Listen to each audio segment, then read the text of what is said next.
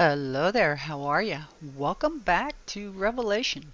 Little fun fact for you. Did you know that kindness appears in the Bible 322 times? Psalm 141:5 says, "Let a righteous man strike me, it is a kindness. Let him rebuke me, it is oil for my head." Now, we're not talking the literal sense of somebody coming up and whacking you on the backside of your head. But we're talking about, you know, that act of kindness that we interpret as a hug or them listening or a smile. So when someone speaks a hard truth into your life, it can really hurt, and sometimes it feels like they betrayed you or they don't understand you anymore, maybe that they're looking down on you. And in the moment, we have a tendency that we can't see what they were trying to say or what they did as a kindness. It just feels like, an aimless, unprompted attack. So, what felt like originally as that attack is kind of a compassionate gesture trying to push you back towards fixing your eyes on Christ.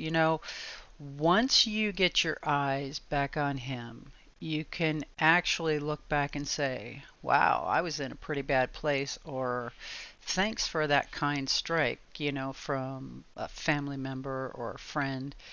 And you end up returning to kind of that peaceful place that you knew prior to your head jumping out of gear. I don't know. Jesus is the way, though, and if you can stay focused on Him, it is truly amazing at the difference in your life. So I'd like to read something for you my niece had sent to me. My dad has bees. Today I went to his house and he showed me all the honey he had gotten from the hives. He took the lid off of a 5-gallon bucket full of honey, and on top of the honey there were 3 little bees struggling. They were covered in sticky honey and drowning. I asked him if we could help them, and he said he was sure they wouldn't survive. Casualty of honey collection, I suppose. I asked him again if we could at least get them out and kill them quickly. After all, he was the one who taught me to put a suffering animal or bug out of its misery. He finally conceded and scooped the bees out of the bucket.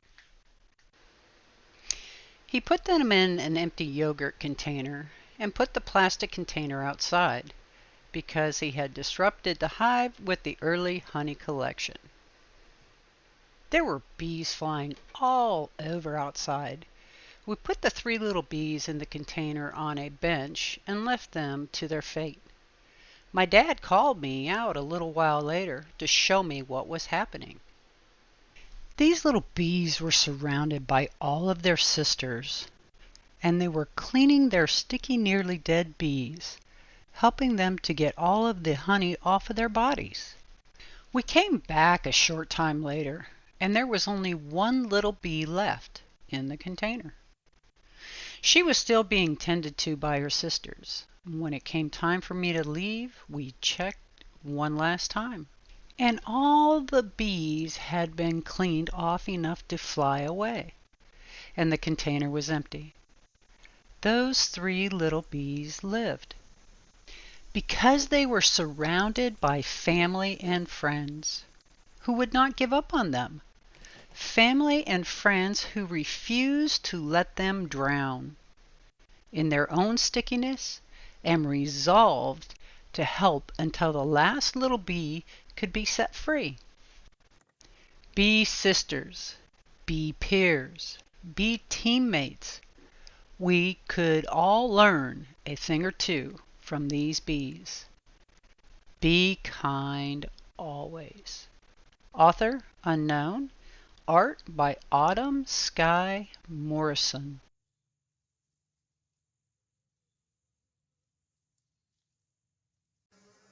Alrighty then. I want to thank you all for stopping by. Have an absolutely wonderful and blessed week. I'll see you next time on Revelation.